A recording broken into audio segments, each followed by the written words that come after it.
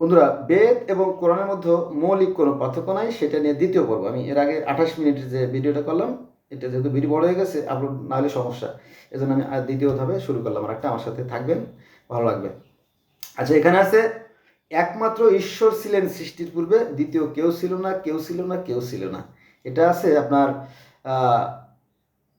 অথর্ববেদের দ্বিতীয় সূক্তর 870। তাহলে তো একই কথা, বেদে বলতেছে সৃষ্টিকর্তা মতো একজনই, দ্বিতীয় কেউ নাই, দ্বিতীয় কেউ নাই, দ্বিতীয় কেউ নাই। আর আমরা মুসলমানরাও একই কথা বলতেছি, আল্লাহ একজনই, আল্লাহ একজনই, আল্লাহ একজনই। তাহলে কি, তাহলে তো আমরা ভাই ভাই, তাই না? কিন্তু এ বিষয়ে আমাদের ধর্মগুরুরা বলে না, জানে না। যেমন আলেমরা বেদ কখনো পড়ে না, আবার সনাতন ধর্মের আছে তারাও কোরআন পড়ে না, মানে সাপোজ আর কি, হয়তো পড়ে। তাহলে সৃষ্টিকর্তা কয়জন? একজন। কোথায় আছে? একমাত্র ঈশ্বর ছিলেন সৃষ্টির পূর্বে, দ্বিতীয় কেউ ছিল না। এটা আছে অথর্ববেদের দ্বিতীয় সূক্ত। আচ্ছা, এবার আসেন ঈশ্বরের প্রথম সৃষ্টি জলগুলো। দেখেন, ঈশ্বর কিন্তু একাই ছিলেন, আর কিছুই ছিল না। তারপরে তিনি চিন্তা করলেন আমি সৃষ্টি করব, তখন তিনি পানি সৃষ্টি করলেন, যেটা কোরআনে কিন্তু নাই। কোরআনে যেটা আছে যে ঈশ্বর পানির উপরে ছিলেন, এটা আছে সূরা হুদের 7 নম্বর আয়াতে। তো ঈশ্বরের প্রথম সৃষ্টি জলগুলো পুত্ররূপে হিরণ্যগর্ভের উৎপত্তি হয়। হিরণ্যগর্ভ নাকি, এই হিরণ্যগর্ভ ডিম্ব, এই ডিম্ব কিন্তু আর দাহা কথাটা কোরআনে আছে কিন্তু, যে প্রথমে একটা ডিম সৃষ্টি করে, ডিম থেকে পরে সৃষ্টি করে, এটা কোরআনে আছে। তাওরাত আছে, জব্বুরে আছে, ইনজিলে আছে, বাইবেলে আছে, কোরআনে আছে, বেদ আছে, গ্রিক মহাকাব্য আছে, মিশরীয় ধর্মে আছে, গ্রিক ধর্মে আছে, এবং পার্সি ধর্মে আছে, সব জায়গায় আছে পানি থেকে সৃষ্টি, পানি থেকে সৃষ্টি, পানি থেকে সৃষ্টি। এখানে সে একই কথা বলা আছে, ঈশ্বর প্রথম সৃষ্টি জলগুলো পুত্ররূপে হিরণ্যগর্ভের উৎপত্তি হয়। তবে বলার ধরনটা একটু ভিন্ন আর কি। ঈশ্বর বিশিষ্ট বীর্য, ঈশ্বরের প্রথম সৃষ্টি জলগুলো পুত্ররূপে হিরণ্যগর্ভের উৎপত্তি হয়। ঈশ্বর বিশিষ্ট বীর্য অর্থাৎ গর্ভাশয় বা ডিম্ব বা বয়জা বা আন্ডা বা এগ যাই বলেন, হ্যাঁ, লাভ করেছিল ডিম। এটা কোরআনে আছে কিন্তু, আর দাহাহা মানে ডিম। এটা আছে অথর্ববেদের, মানে এই যে এই সৃষ্টির যে পূর্বের কাহিনী, এটা আছে অথর্ববেদের 4th কাণ্ডর 9-9। বুঝা গেছে? তাহলে আমরা দেখলাম যে there is no difference, not only Quran and Veda, শুধু কোরআন আর ইসে বেদের মধ্যে পার্থক্য না, পৃথিবীর আরও আরও আরও বহু ধর্মে একই কথা বলে। মনে করছে চীন, জাপান, লাওস, কম্বোডিয়া, ভিয়েতনামে যে সমস্ত ধর্ম আছে, তাও ধর্ম, সিন্ধু ধর্ম, বাহাই ধর্ম, চীন ধর্ম, কনফুসিয়াস ধর্ম, তারাও বলে যে এই পানি থেকে সৃষ্টি, কারণ দেবতারা পানি নাড়তে নাড়তে এক ফোঁটা পানি পড়ে যায়, সেখান থেকে পৃথিবীর সৃষ্টি হয়, এটা আছে। আচ্ছা, এবার আফ্রিকায় যাই, যেহেতু আমরা এগুলো জানি না। আফ্রিকায় আপনার কিছু আছে যে ঈশ্বর গম্বা, শুধু ছিল কালো পানি আর কালো পানি আর কালো পানি, আর কিছুই ছিল না। পরে সেই পানির মধ্য থেকে জেগে ওঠে রিক্টোরিয়াল পাহাড়, আবার কেউ কেউ বলে বেন বেন পাহাড়, কেউ বলছে গোবর্ধন পাহাড়, কেউ বলে তোয়া পর্বত, কেউ বলে সিনাই পর্বত, কেউ বলে তুর পর্বত, এমনি অনেক কাহিনী বলা আছে। হ্যাঁ, এক একজনে এক এক রকম বলে। তো পাহাড় পাহাড় সেই পানির মধ্যে থেকে জেগে ওঠে। তারপরে সেখানে দেখা যায় প্রভু অটো, এই অটো মানুষ সৃষ্টি করেন, পুত্র সৃষ্টি করেন, সেই পুত্র আবার হারিয়ে যায়। তখন তার মনে অনেক ব্যথা, তখন তার চোখ খুলে পাঠায়, যাও আমার পুত্র ধরে নিয়ে এসো। পরে পুত্রকে ধরে নিয়ে এসে পরে কান্না করে, সেই চোখের পানি থেকে পরে সৃষ্টি হয়, চোখের পানি থেকে সৃষ্টি হয়। এটা হলো আফ্রিকান ধর্ম। এগুলো নিয়ে অন্যদিন আলোচনা করবো, আজকে এখানে আসি। এভাবে মানে পৃথিবীর অসংখ্য ধর্মে পানি থেকে সৃষ্টি, পানি থেকে সৃষ্টি, পানি থেকে সৃষ্টির কথা বলা আছে। এবার আসেন ওই যে এখনো সেই ডিম থেকে সৃষ্টি হয়, পানি থেকে সৃষ্টি, এখনো এখনো সর্প 10 মাথা, 10 রকম সর্পের কাহিনী জানেন তো, সাপের কাহিনী আছে।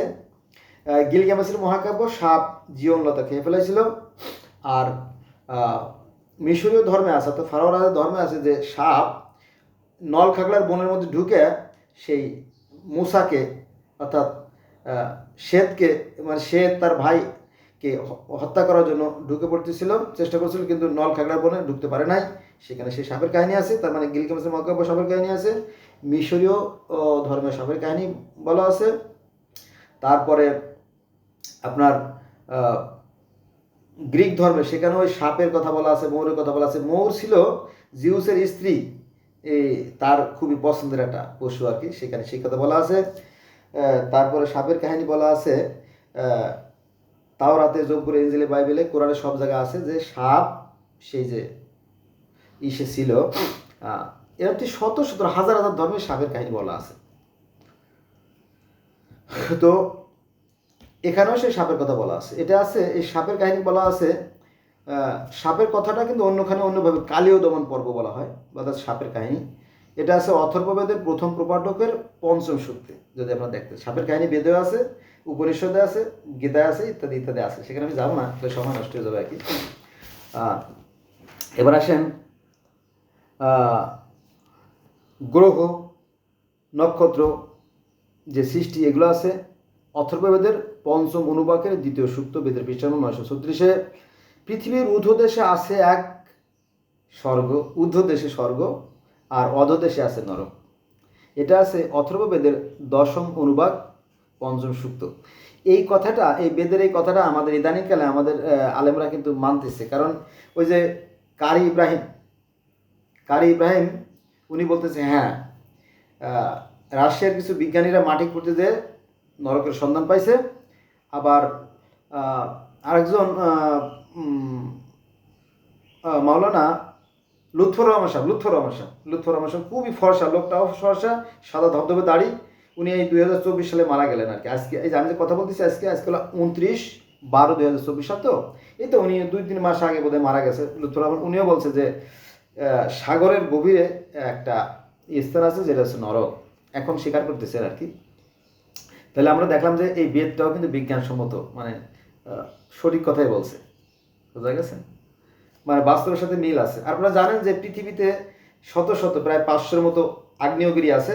সেই আগ্নেয়গিরির মুখ দিয়ে কেউ হচ্ছে সুপ্ত আগ্নেয়গিরি, কেউ আছে ঘুমন্ত মানে জীবন্ত আগ্নেয়গিরি। এখান থেকে সেই পৃথিবীর গভীর থেকে সেই লাভা অর্থাৎ সেই জ্বলন্ত তরল আগুন বের হয়ে আসে, তাই না? তো এটা পরীক্ষিত যে হ্যাঁ ঘটনা সত্যি, পৃথিবীর ভিতরে একটা আগুনের কুণ্ডলী আছে। তাহলে দেখলাম যে ঘটনা সত্যি, বেদে যা বলতেছে ঘটনা সত্যি, তাই না? এবং আলেমরা এটা মেনে নিচ্ছে। হ্যাঁ, তো পৃথিবীর ঊর্ধ্বদেশে আছে নরক, আর অধদেশে স্বর্গ। আর স্বর্গ বৈকুণ্ঠ, গোলকধাম, বৃন্দাবন যাই বলে সেটা আছে মহাশূন্যে। আমাদের নবী মুহাম্মদ মেরাজে গেছিলেন, সে সপ্তম আকাশে স্বর্গে গেছিলেন, জানেন তো? তাহলে মিলে গেছে, তাই না? তাহলে আমাদের আর মুসলমান আর হিন্দুদের মধ্যে কোনো দ্বন্দ্ব রইল না, নাকি? কারণ বেদ বাইবেল তো কোরআন একই কথা বলতেছে, তাই না? আচ্ছা, মৃত্যু পৃথিবীর ঊর্ধ্বদেশে আছে স্বর্গ, অধদেশে নরক, এই সম্বন্ধে বিস্তারিত আলোচনা আছে অথর্ববেদের দশম অনুবাক পঞ্চম সূক্ত, বেদের পৃষ্ঠা নম্বর 950। তারপরে মৃত্যু সম্বন্ধে বিস্তারিত আলোচনা করা আছে 955 পৃষ্ঠায়। তারপরে সৃষ্টির পূর্বে কেউ ছিল না, কিছু ছিল না, ঈশ্বর মাত্র একাই ছিলেন, এটা আছে বেদের 958 পৃষ্ঠায়। তিনি এক এবং অদ্বিতীয়, ব্রহ্মা এক এবং দ্বিতীয় নাস্তি, অর্থাৎ সৃষ্টিকর্তার মধ্যে একজনই, দ্বিতীয় কেউ নাই, দ্বিতীয় কেউ নাই, দ্বিতীয় কেউ নাই। কোরআনে যা আছে এখানে তাই আছে। তিনি এক এবং অদ্বিতীয়, নিজ থেকে তিনি সব কিছু সৃষ্টি করেছেন। ওই যে মনে আছে, সৃষ্টিকর্তা প্রথমে তার নূর দ্বারা কী করলো, আজরাইল, জিবরাইল, ইসরাইল, মিকাইল সৃষ্টি করলো। তারপর তাদেরকে দায়িত্ব দিল, তোমরা সৃষ্টি করো। তার থেকে সব সৃষ্টি, আবার তার মধ্যে সব বিলয় হয়ে যাবে। একই কথা বেদে যা আছে, কোরআনে তাই আছে, মনে রাখবেন। আমি চাই পৃথিবীতে একটা শান্তি বিরাজ করুক। আমি মাঝে মাঝে বলি যে পৃথিবীতে আসবে শান্তি কবে, যেদিন হিন্দু, মুসলিম, বৌদ্ধ, খ্রিস্টান একজামত হবে, শান্তি আসবে তবে। কিন্তু আমার কথা কেউ শুনবে না, সবাই টিকটক আর ন্যাংটা ছবি আর কি জানি ওই যে সিরিয়াল, বিভিন্ন ধরনের সিরিয়াল, নাটক, এই নিয়ে ব্যস্ত। এই ধর্মীয় বিষয় নিয়ে মানে ইয়াংদেরকে মধ্যে তেমন একটা উৎসাহ নাই। কারণ আমি দেখছি যে মনে করেন যে এই ভিডিও খুব কম লোকে দেখে, যারা জ্ঞানী, যারা বিচক্ষণ, তারাই শুধু এই ইয়েগুলোকে দেখবে। তারা সাময়িকভাবে নাচ গান নিয়ে ব্যস্ত। বাসে চললে দেখা যায় খালি ওই খালি গেম খেলে। যাক, সরি ফর দ্যাট, একটু বাড়ি বয়ে ভেবে ফেললাম। তিনি এক এবং অদ্বিতীয়, নিজ থেকে সবকে সৃষ্টি করেছেন। অগ্নি প্রভৃতি থেকে 10 সংখ্যক দেবতাদের উৎপত্তি হয়েছে। কিন্তু এই 10 সংখ্যক দেবতার কারা, এটা শুধুমাত্র একটা বাক্য দিয়ে বা অনলি ওয়ান সেন্টেন্স দিয়ে শেষ করে দিচ্ছে বেদ। কিন্তু এটার ডিটেলসটা আপনাকে যদি জানতে হয়, শুধু এই একটা বাক্যের ডিটেলস জানতে হলে আপনাকে আলাদা একটা বই পড়তে হবে, বিশাল বই। তার নাম আছে ঈশ্বরের অবতার রহস্য। সেই বইটা আমি পড়ছি। এটা কি আছে দেখেন, তিনি এক এবং অদ্বিতীয়, নিজ থেকে সব সৃষ্টি করেছেন। অগ্নি প্রভৃতি থেকে 10 সংখ্যক দেবতার উৎপত্তি হয়েছে। দেবতা মানে কি? ফেরেশতা। অথর্ববেদ দ্বিতীয় অনুবাদ চতুর্থ সূক্ত, এটা বেদের পৃষ্ঠা নম্বর 959 এটা আছে। এই বিষয়টাই একটা মাত্র লাইনে যে ব্যাখ্যা জানার জন্য আপনার আলাদা একটা গ্রন্থ পড়তে হবে। সেটা বইয়ের নাম আছে ঈশ্বরের অবতার রহস্য, সে বইটা আমার কাছে আছে।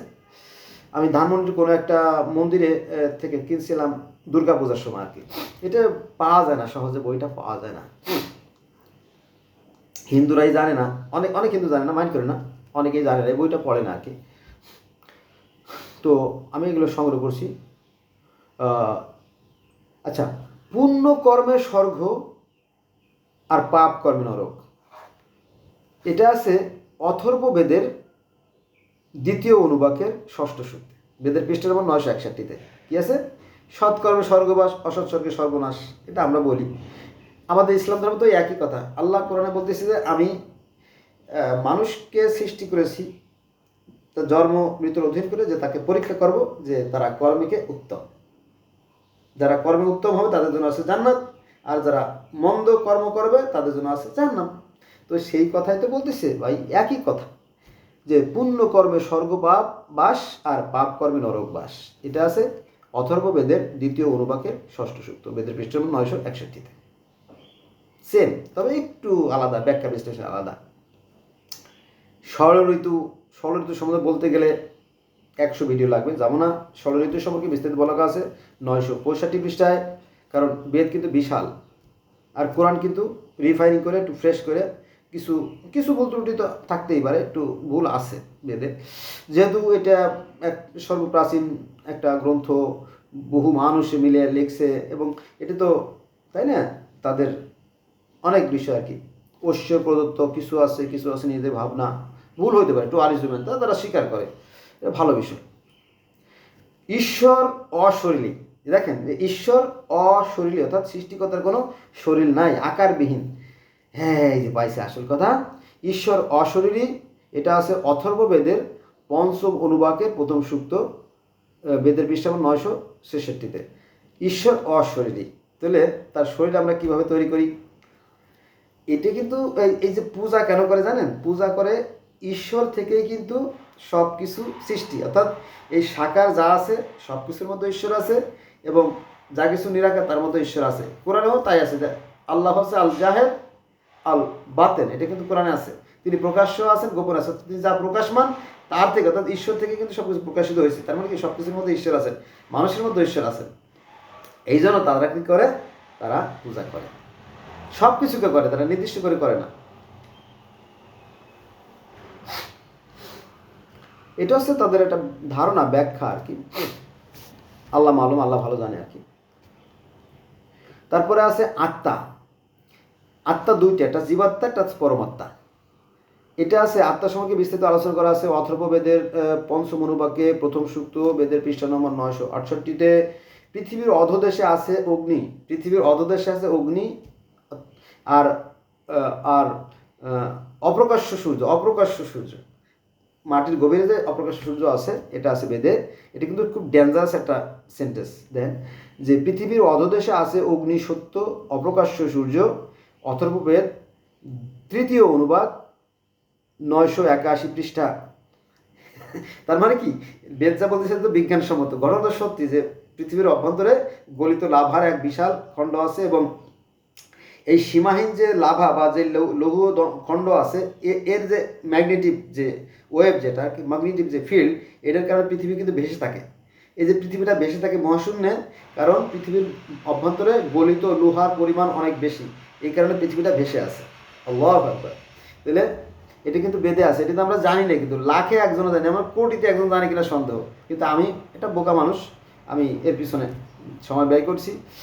এর উত্তম বদলা আমি সৃষ্টিকর্তার কাছে চাইব, যে সৃষ্টিকর্তা, আমি তোমার মানুষের মধ্যে যে বিভেদ সৃষ্টি মানে মেটানোর জন্য আমি পৃথিবীর বিভিন্ন ধর্মের গ্রন্থগুলো পড়ে বোঝানোর চেষ্টা করছি, তুমি আমাকে কিছু দাও, তুমি আমাকে স্বর্গে দাও।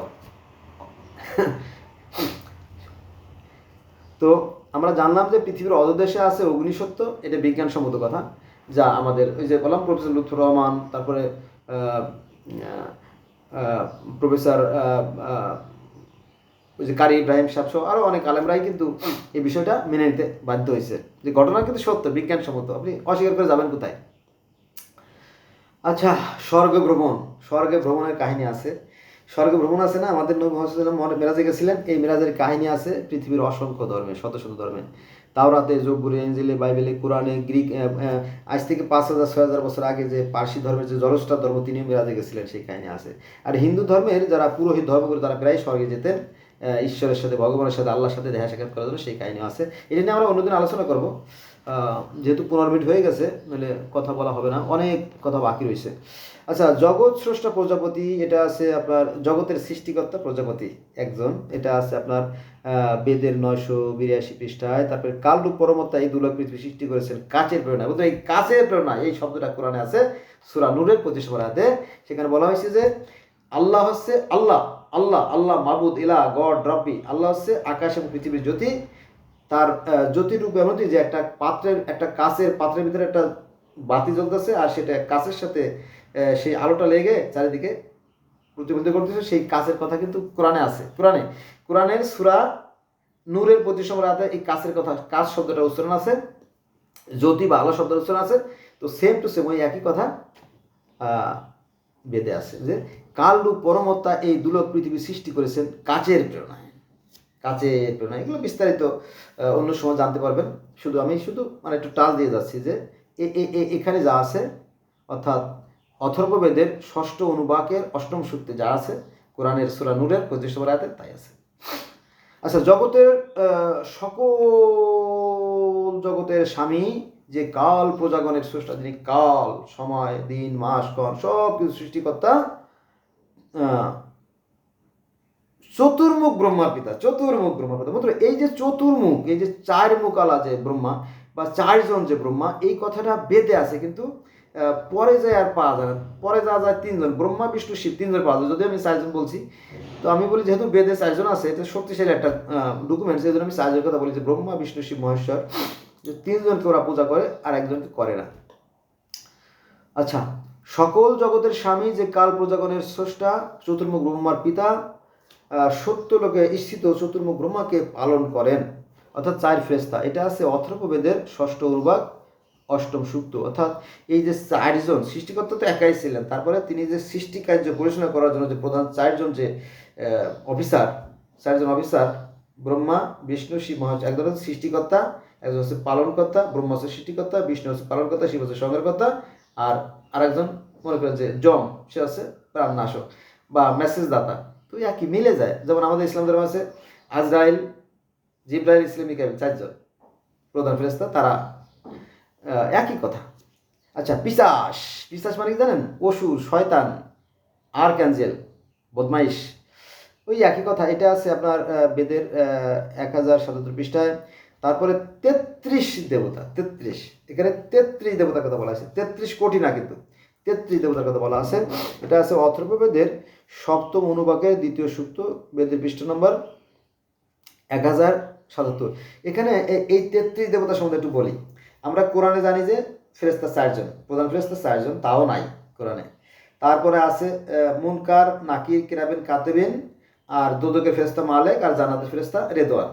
এই আমরা 10, 12 জন, 15 জন, 20 জন বা 50 জন ফেরেশতার কথা বলার। কিন্তু ফেরেশতা আছে অগণিত, যে একটা দাড়িতেও নাকি 70,000 ফেরেশতা ঝোলাঝুলি করে, মানে দোল খায়।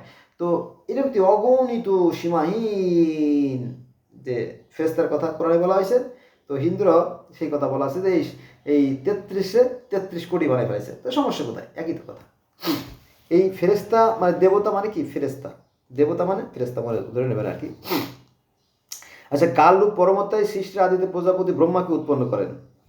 ব্রহ্মা হলো সৃষ্টিকর্তা আর কি, তিনি সৃষ্টির উদ্দেশ্যে এই ব্রহ্মাকে সৃষ্টি করেন আর কি। কিন্তু ব্রহ্মা কিন্তু কালরূপ পরমাত্মার কিন্তু কোনোই নাই, জন্ম, মৃত্যু, ক্ষয়, লয়, বিনাশ, ধ্বংস কিছুই নাই। তিনি কি করলেন? এই সৃষ্টির উদ্দেশ্যে ব্রহ্মাকে সৃষ্টি করেন।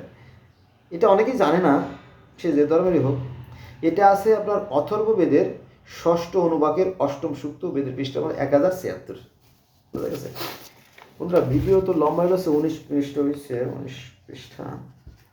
আচ্ছা, করি, এটা হচ্ছে 2য় পর্ব, এবং 3য় পর্ব দেখার জন্য অনুরোধ রইল আপনাদের, কারণ ভিডিও বড় হয়ে গেলে আপলোড হয় না, তো এই জন্য আর কি। তো 3য় পর্বে আসবেন। মোট 3টে পর্বে আমি বেদের সংক্ষিপ্ত আলোচনা শেষ করবো আর কি। ধন্যবাদ সবাইকে।